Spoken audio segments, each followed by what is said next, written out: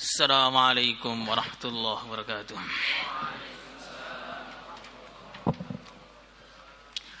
Al-Fatihah.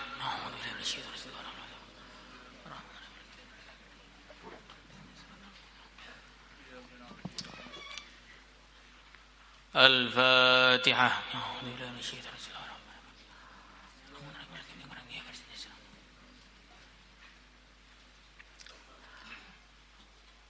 Al-Fatihah.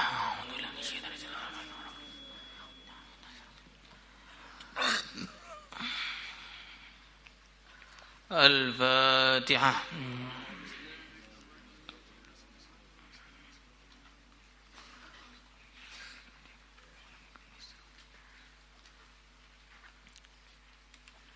Al-Fatihah.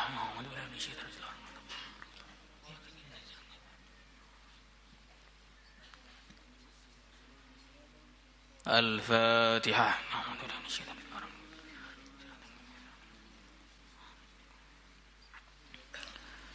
Hadis 1925.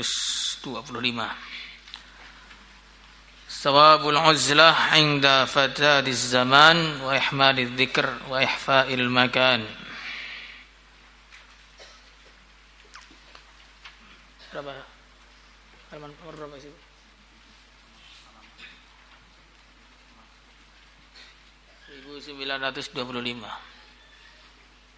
Halaman 318 atau 316.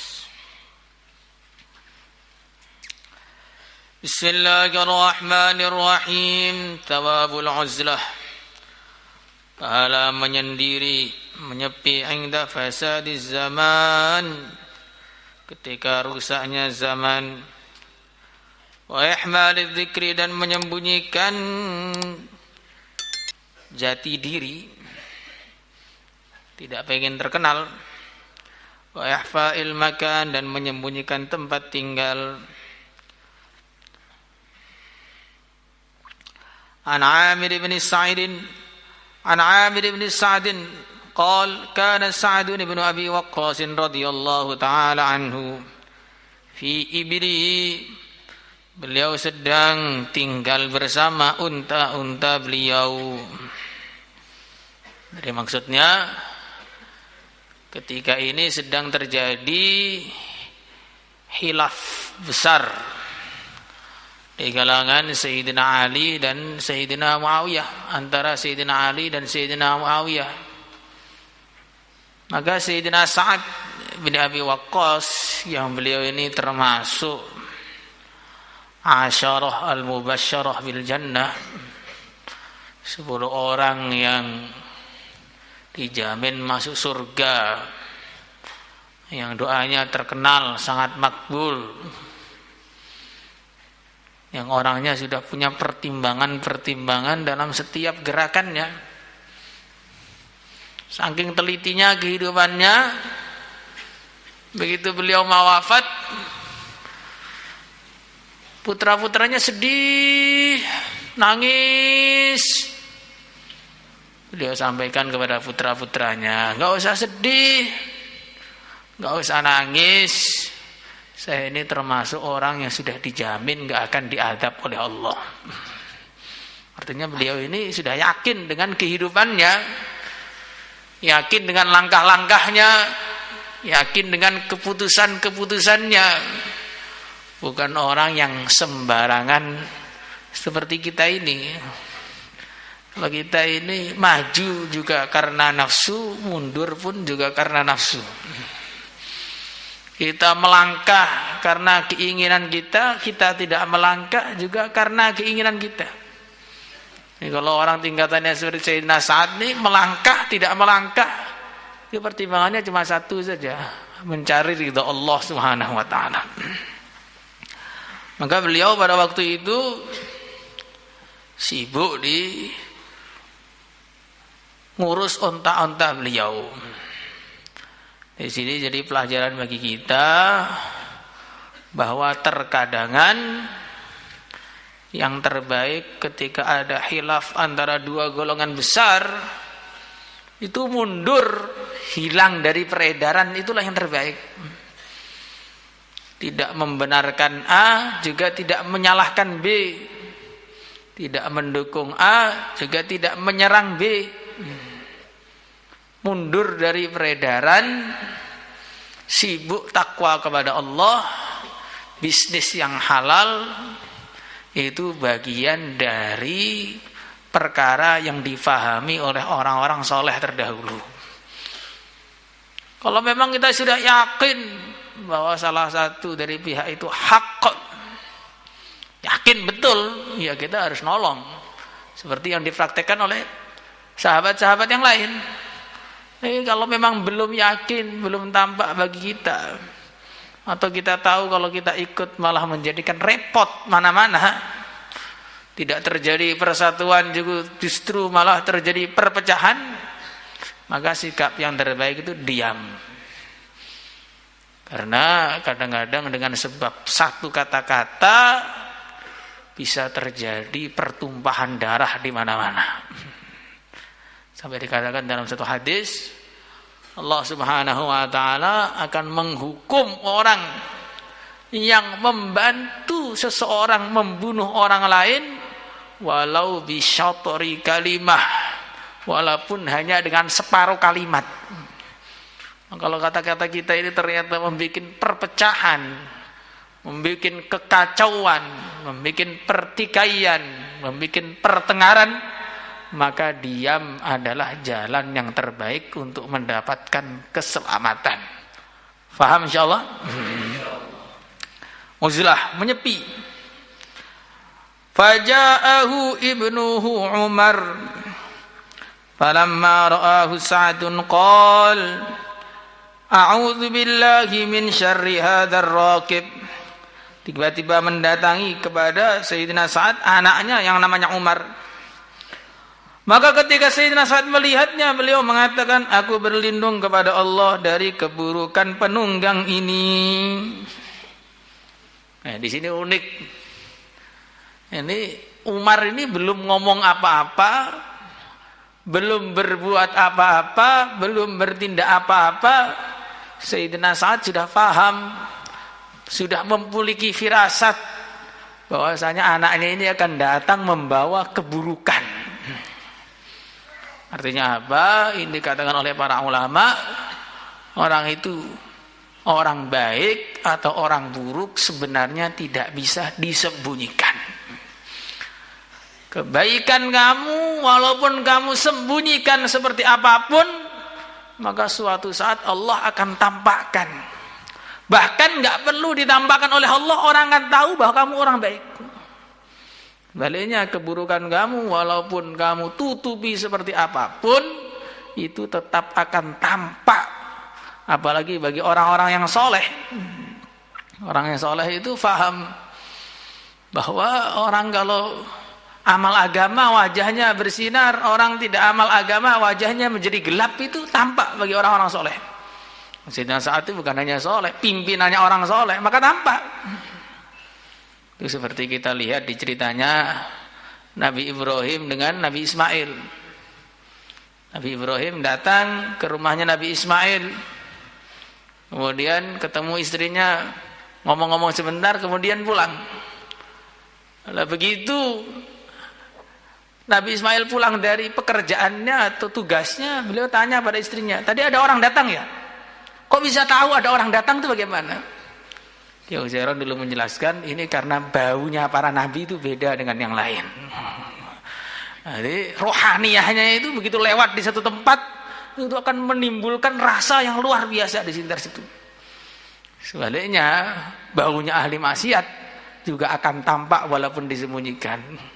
Walaupun duduk di saf awal pakai sorban, tapi kalau habis nonton TV ya kelihatan. Itu kelihatannya Pak Yai diem saja ya, capek ngomongin jadi diem. Jadi kita ini tidak bisa menyembunyikan keburukan kita. Begitu juga kita tidak perlu menampakkan kebaikan kita. Kalau kita memang orang baik, Allah akan tampakkan asar-asar kebaikan. Bagaimana disebutkan dalam hadis fadilah Al-Quran, wa innahu nuran laka fil ard wa duhran laka fis sama. Orang kalau baca Quran, jadi hafid Quran, akan ada cahaya di wajahnya yang tidak ada pada orang-orang yang nggak hafid Quran. Maka kalau ada orang nggak hafid minjam baju kubro, pasti ketahuan. Walaupun orang nggak kenal sama dia, nggak pernah tahu juz dia, itu ketahuan. Oh, ini mesti minjem ini. Dan itu termasuk meminjam perkara yang sangat tidak boleh dipinjam. Minjem baju putih itu masih nggak apa-apa. Kalau minjem baju kubro ini kan betul-betul nggak punya malu dia. Ketahuan lagi, pasti ketahuan. Karena hawanya hafid Quran itu tidak bisa ditutupi. Begitu juga orang yang nggak hafid tidak bisa mencuri cahayanya hafid Quran. Walaupun sudah dauratul hadis, tapi kalau belum hafid ya cocoknya ya hijau-hijau aja lah. Walaupun sudah dauratul hadis atau khusus, tapi walaupun masih kelas 1, kalau sudah hafid ya dia akan lebih bercahaya daripada yang dauratul hadis. Apalagi sudah daurah kubro lagi, masya Allah. Itu kalau dilihat tuh cahaya yang ngalahin matahari itu. Ada asar perbuatan kita itu akan tampak di wajah kita. Akan ada kegelapan ketika ada perbuatan keburukan dan kemaksiatan, akan ada cahaya kalau kita berbuat kebaikan. Mungkin wajahnya hitam, tetapi kalau dia ini ahli taat kepada Allah, akan tampak cahaya dari wajah itu. Mungkin wajahnya seperti rembulan, tetapi kalau maksiat seperti rembulan yang sedang gerhana. Ya, nggak kelihatan apa-apa, nggak ada cahayanya sama sekali. Tapi kalau orang bodoh sudah tahu gerhana malah dilihat.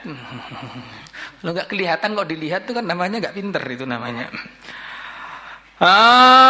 Fanazala faqala lahu anzalta fi ibilik.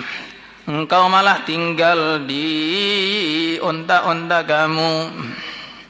Wa taraktan nas, dan engkau meninggalkan manusia yatanaza'unal mulka, mereka sibuk berselisih dalam mencari kekuasaan dan kerajaan. Ini ujian juga bagi kita, pelajaran bagi kita. Jadi orang itu tengah-tengah amal pasti akan datang godaan. Sayyidina Sa'ad, orang yang begitu soleh, tengah-tengah beliau uzlah, datang godaan berupa anaknya yang ngajak beliau untuk mencari dunia. Kadang-kadang kita juga gitu, tengah-tengah ngaji, tiba-tiba datang godaan. Kamu ngaji terus gak ada gelarnya bagaimana? Nanti kamu jadi gak laku di masyarakat. Orang-orang gak mendengarkan omongan kamu. Kamu cari gelar sarjana S1, S2, S3, S4, S5, S22 ultra. Kalau perlu atau apalah 50, 70 terserah. Jadi setiap kita ngaji itu mesti gitu. Makanya kita lihat orang ngaji itu banyak yang putus di tengah jalan. Tapi kalau orang sekolah nggak ada yang putus di tengah jalan. Sekolah itu dari SD sampai SMA itu rata, itu selesai semua. Tapi kalau mondok, pas santri baru bisa 500 orang, pas wisuda tinggal 50 orang. Kenapa tinggal begitu? Karena saringan masuk surga ketat, bro. Jadi saringan masuk surga itu ketat. Jadi ya, kalau yang nggak patek bersih itu ya nggak lolos. Jadi kalau Anda ini tidak selesai ngaji, maka itu berarti nggak lolos seleksi dari ilahi. Nggak sampai kiai itu mengatakan, jangan pernah bertanya mau lulus, mau ngaji sampai lulus atau tidak, tapi tanyalah, saya diizinkan oleh Allah ngaji sampai lulus atau tidak. Jangan bertanya mau baca Quran hari ini atau tidak, tapi bertanyalah, Allah mengizinkan aku baca Quran hari ini atau tidak. Maka orang kok nggak bisa baca Quran, dalam satu hari nggak bisa baca Quran, bukan dia itu nggak bisa baca Quran, tapi Qurannya nggak mau dibaca sama dia. Mulut-mulut rokokan gitu nggak kuat baca Quran. Atau mulut-mulut suka gosip, gosip sana, gosip sini, bikin berita-berita palsu, suka bohong. Nah, itu juga nggak bisa baca Quran. Jadi kalau kamu ini nggak hafid Quran itu memang mulutnya itu terlalu banyak maksiat. Ya, kembali kepada pembahasan kita. Jadi setiap ada amalan maka nanti akan datang godaan. Ya, orang kadang-kadang makan biasa saja, tidak ada rasa sakit perut. Masuk kelas juga gak ada rasa sakit perut. Begitu ustadznya mulai masuk, langsung pengen ke belakang. Nah, ini namanya perut tidak sunnah. Perut yang tidak mau diajak taat kepada Allah. Jadi begitu. Jadi kadang-kadang kita ini matanya suruh ngobrol sampai jam 1 malam kuat. Begitu ngaji, walaupun sore begini bisa ngantuk. Bukan matanya yang ngantuk, memang matanya kebaikan maksiat. Allah nggak izinkan mata itu untuk melihat ilmu. Sore ini kan bukan waktunya orang ngantuk. Kok bisa ngantuk? Memang matanya itu maksiatnya sudah A sampai Z sudah dilihat semua. Makanya godaan-godaan itu selalu datang. Kita harus siaga setiap saat. Fadaraba Sa'dun fi sadrihi wa qala uskut. Diam kamu. Sami'tu Rasulullah sallallahu alaihi wasallam yaqul innallaha sungguhnya Allah yuhibbu al-'abda at-taqiyya, hamba mencintai hamba at-taqiyya yang takwa, al-ghaniyya yang selalu merasa cukup, al-khafiyya yang tidak terkenal atau tidak menginginkan terkenal. Ini pelajaran lagi bagi kita. Kalau ada orang-orang soleh punya tindakan-tindakan yang tidak masuk ke akal kita, jangan kita tolak. Karena mereka mungkin punya pertimbangan-pertimbangan yang kita tidak tahu. Ya, dalam berbagai hal, semuanya masalah ilmu. Nah, ini Imam Syafi'i menganggap bismillah sunnah, kunut sunnah, niat wajib. Walaupun mungkin kamu belum ketemu hadisnya, jangan kamu katakan Imam Syafi'i ini kok nggak ikut sunnah Imam Syafi'i. Sama seperti orang Ngawi itu, dia bikin majelis kesalahan Imam Syafi'i. Jadi majelisnya itu begitu namanya. Itu bukan kesalahan Imam Syafi'i, yaitu kesalahan orang yang ngomong kesalahannya Imam Syafi'i. Artinya apa? Itu kan banyak orang di luar sekarang itu yang keminter kemudian keblinger. Nah, dia ini baru baca hadis dari indeks hadis, ya, dari HP dibaca dikit, langsung semua tidak ada dalilnya. Ini tidak ada dalilnya. Yang ini adalah yang sahih. Tarawih 8 nih hadis sahih. Iya, hadisnya sahih, otak kamu tidak sahih. Hadisnya sahih tapi yang memahami itu tidak sahih. Nah, ini contohnya dalam keilmuan begitu, kita tunduk saja kepada ahli ilmu yang memang sudah ahlinya. Kemudian ke dalam tarbiyah kehidupan, keputusan-keputusan yang dipraktekkan oleh orang-orang soleh itu kita ikuti saja. Karena mereka punya pandangan yang kita tidak sampai ke situ. Orang-orang soleh itu orang-orang yang disebutkan bahwa mereka itu mengatakan saya tidak pernah berbuat sesuatu kecuali sudah saya punya jawaban. Nanti kalau ditanya oleh Allah di akhirat tuh saya gitu itu jawabannya apa sudah tahu. Orang-orang soleh sekitar kita itu begitu. Nah, makanya kalau ada orang soleh memiliki tindakan-tindakan yang otak kita nggak paham, urusan apa saja, urusan ilmu lah, urusan perjuangan, urusan macam-macam, jangan punya suudzon, nanti jadi akhirnya malu pada akhirnya kalau masih punya rasa malu. Kadang-kadang kalau sudah mentok jadi Abu Jahal nggak bisa malu lagi. Wal murad bil ghani ghaniyun nafs al qanu bima razaqahullah, hatinya selalu merasa kaya, yang selalu menerima dengan apa yang diberikan oleh Allah kepada dia.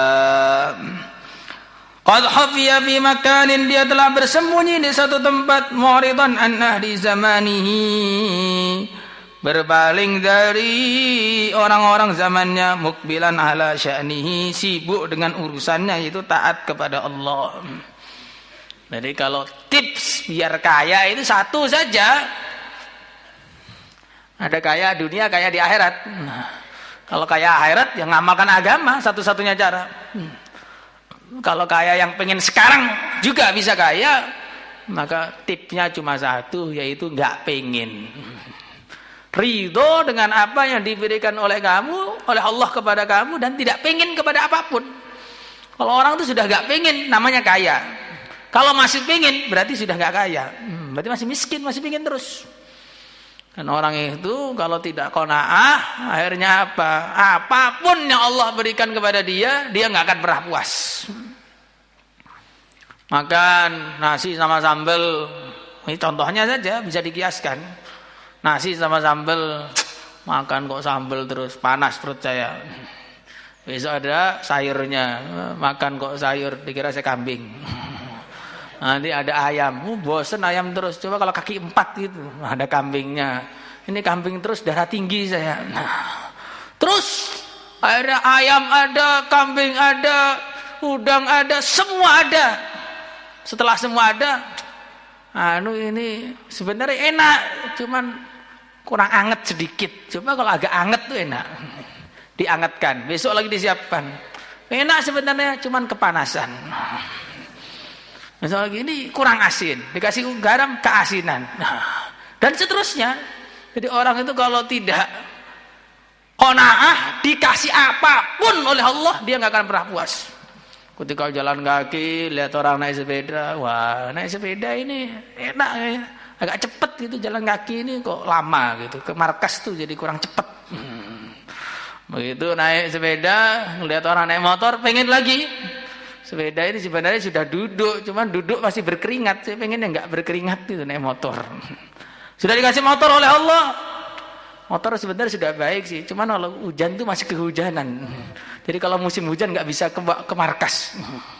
Musim hujan nggak bisa ngajar. Jadi karena ada ustadz itu nggak pernah masuk kelas, alasannya hujan. Berarti pondoknya suruh libur setiap 6 bulan. Ada ustadz di sini, bukan di mana-mana, di Al-Fatah sini ada. Jadi setahun masuk cuma 5 kali saja. Masya Allah, luar biasa. Jadi dari 50 pekan masuknya 5 kali. Gara-gara musim hujan. Nah, juga begitu ada. Maka nanti kalau sudah ada mobil, kasih manual. Wah ini kalau manual nih kurang lincah, kalau matic. Nah, sudah dikasih matic, kena macet, naik helikopter enak. Nah, nanti kalau udah dapat helikopter, nah terus gak akan ada hentinya. Maka selagi kamu ini masih belum menerima apa yang Allah berikan kepada kamu, maka tidak akan ada puasnya. Namanya manusia itu tidak ada puasnya. Enggak, ayah saya dulu pernah khususi ke salah satu orang kaya di Bali atau mana gitu. Sampai sana itu orang betul-betul kaya sekali. Mobilnya hampir 200. Sudah tua sekali orangnya. Begitu ayah saya masuk, belum ngomong apa-apa, itu orang tua tadi bilang, Mbak Yai doakan saya biar mobilnya agak banyak. Saya ini masih kurang, itu belum bisa kebeli, ini belum bisa kebeli. Sudah 200, masih kurang. Jadi artinya apa? Bukan berarti nanti kalau saya sudah beli mobil akan cukup, tidak. Kalau sudah beli 1 akan 2, terus gak akan ada hentinya sebelum tanah dimasukkan ke dalam mulutnya di kuburan. Maka manusia itu memang sifatnya seperti itu. Dan akhirnya dia hidup di dunia tidak pernah tenang. Yang dicintai oleh Allah ada Al-Ghani, orang yang hatinya selalu puas dengan apa yang diberikan oleh Allah kepada dia. Maka Al-Imam Al-Ghazali beliau mengatakan, rizki yang Allah berikan kepada setiap hamba itu sudah pas. Allah Maha tahu kebutuhan dia seberapa, Allah Maha tahu. Kok tidak pas? Itu karena memang seleranya yang ketinggian. Selera kita yang ketinggian. Allah tahu kamu dikasih makan sehari 2 kali sudah cukup. Tapi kok nambah lagi ke nasi goreng. Malam-malam gitu umpamanya. Nah ini berarti memang kamu ini nggak syukur dengan apa yang Allah berikan kepada kamu. Jadi apa yang diberikan oleh Allah itu pas, semua pas. Makanya biar kita ini tidak jatuh kepada perkara haram, seleranya diturunkan. Syekh Ilyas beliau mengatakan, betul-betul beruntung orang yang Allah jadikan kenikmatannya dalam kesederhanaan. Nggak enak kalau duitnya banyak juga nggak habis, kalau duitnya dikit dia nggak bingung.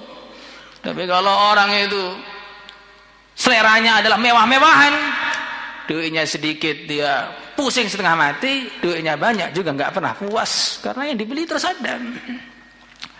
Kemudian yang kedua di sini, khafiya fi makan mu'ridan an ahli zamanihi mukbilan ala sya'nihi. Jadi orang itu kadang-kadang ada waktunya dia harus meninggalkan tempat tinggalnya, sibuk untuk taat kepada Allah Subhanahu wa taala di tempat lain. Makanya kadang-kadang ada orang bilang, saya ini orang Jawa, maka saya hidup di Jawa dan mati di Jawa. Saya orang Sumatera, lahir di Sumatera, hidup di Sumatera, mati di Sumatera. Ini sikap yang nggak benar. Yang benar bagaimana? Saya ini hamba Allah, saya akan hidup di tempat di mana saya bisa taat kepada Allah. Nah gitu, walaupun kita ini mungkin orang Sulawesi, orang Sumatera, orang Kalimantan, orang Papua, orang Sunda, orang mana-mana. Tapi jangan pikir, pokoknya saya harus kembali ke tempat asal, keliru. Pokoknya saya harus berada di tempat yang di situ saya bisa taat kepada Allah. Walaupun rumah cuma 1 kali 2 meter, asal taat kepada Allah, itu jauh lebih menyenangkan daripada rumah 100 kali 100 meter, tapi saya tidak bisa taat kepada Allah. Insyaallah semangat. Maka santri jangan ada pikiran pulang. Santri itu pikirannya pulang, itu berarti dia belum punya prinsip yang benar. Santri itu pikirannya saya akan pulang kalau sudah disuruh pulang sama kiai saya. Kalau guru saya belum nyuruh pulang, saya nggak akan pulang. Kalau saya disuruh tinggal di sini, saya akan tinggal di sini. Saya suruh tinggal di pucuk gunung, akan tinggal di pucuk gunung. Pokoknya saya akan tinggal di tempat saya bisa taat kepada Allah. Walaupun harus tinggal sama kambing pun saya siap, asal taat kepada Allah. Bareng kambing lebih baik daripada bareng manusia maksiat kepada Allah. Insyaallah semangat. Wa an Ibnu Umar radhiyallahu anhuma anna Umar kharaja ila al-masjid. Sayyidina Umar keluar menuju masjid, fawajada Mu'adhan. Kemudian beliau menemukan Sayyidina Mu'adh inda qabri Rasulillah sallallahu alaihi wasallam yabki. Di sisi kubur Nabi sedang menangis. Maka ziarah kubur itu bukan bid'ah seperti yang dikatakan Salafi. Maka beliau mengatakan, ma yubki, apa yang menjadikan engkau menangis?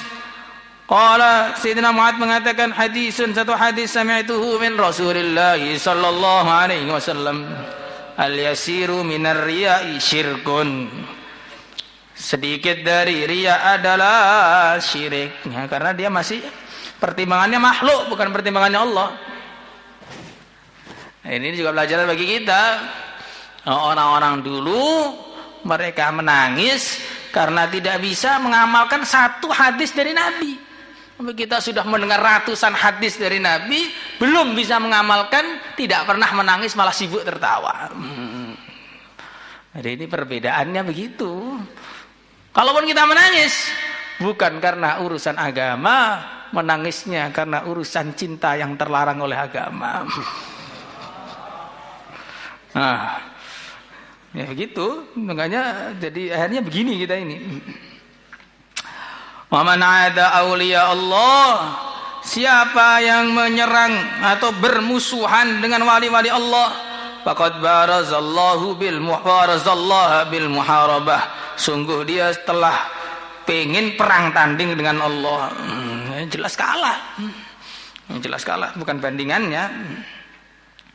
Makanya seorang itu, kata Kiai Uzairun dulu mengatakan, ada 2 orang yang kalau mati itu nanti bingung, sehingga matinya suul khotimah. Yang pertama orang yang makan riba, yang kedua orang yang menyakiti hatinya orang-orang soleh. Nah, jangan sampai kita terjerumus dalam riba. Riba itu dosa besar. Riba yang terkecil sama dengan zina dengan ibunya 36 kali. Zina 1 kali sih dosanya bagaimana besarnya, kalau 36 kali dengan ibunya lagi. Nah, itu sama dengan riba yang terkecil. Makanya kita belajar bab muamalah yang jelas. Nah, sehingga akad yang terjadi dalam kehidupan kita ini tidak kecampuran dengan riba sama sekali. Kemudian yang kedua, jangan sampai kita menyakiti hatinya orang-orang soleh. Siapa orang soleh? Semua orang iman itu ada kesolehan, ada kemungkinan mereka wali-wali Allah. maka jangan menyakiti hatinya orang iman siapapun itu. Apalagi dia santri, apalagi dia hafid Al-Quran, apalagi dia orang alim. Jangan kamu sakiti. Walaupun kelihatannya dia kumal begitu, mungkin kumal pakaiannya di dunia, tapi dia punya sutra di surga.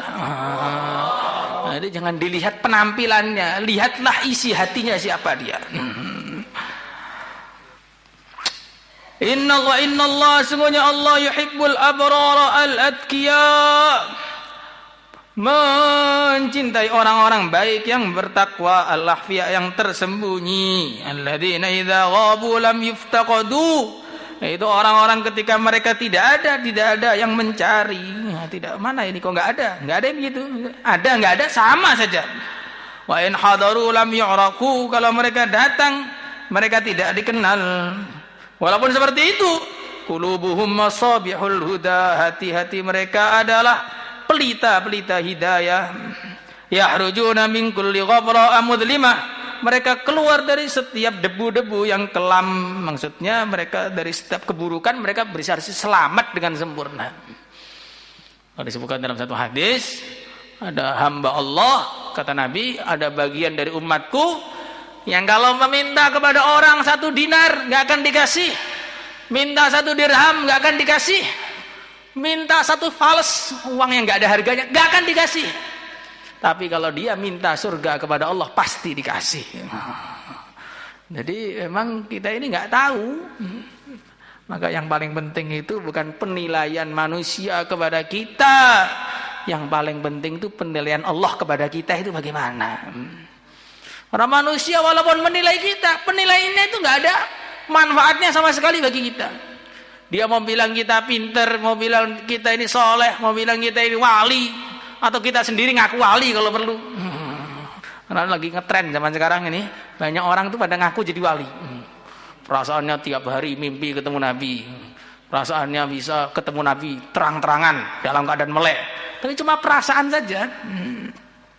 Banyak orang tuh ngaku jadi wali, itu dosa besar loh. Kalau nggak wali ngaku jadi wali dosa besar. Disebutkan dalam salah satu kitab tasawuf yang kelas 6 itu, apa namanya itu? Nasoih diniyah. Itu disebutkan orang tuh kalau ngaku jadi wali padahal nggak wali, matinya su'ul khotimah. Dan termasuk dosa besar orang ngaku mimpi apa padahal dia nggak mimpi apa-apa. Ini mungkin orang itu godaannya beda-beda. Ada yang godaan yang luyur, ada juga. Ini ada godaannya itu merasa jadi wali, itu godaan juga. Saya sudah sok awal tiap hari, sorbanan terus, nggak naik kelas.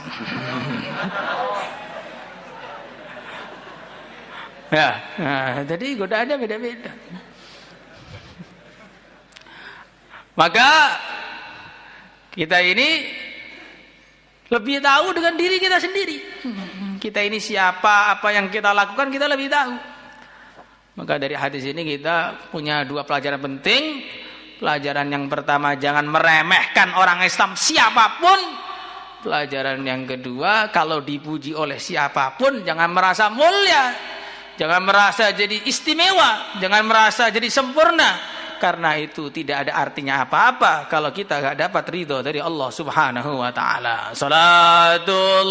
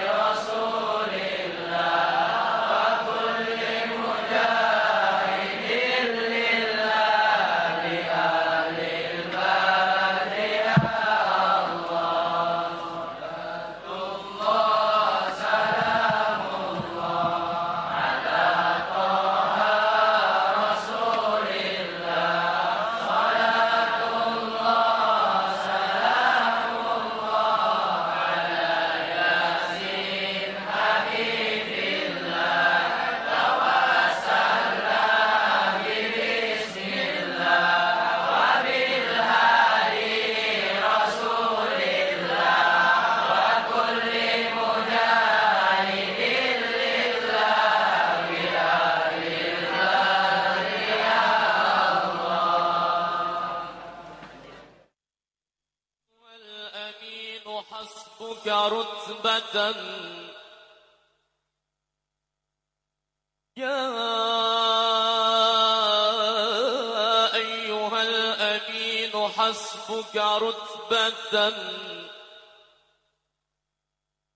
بالعلم أن دانت بك العلماء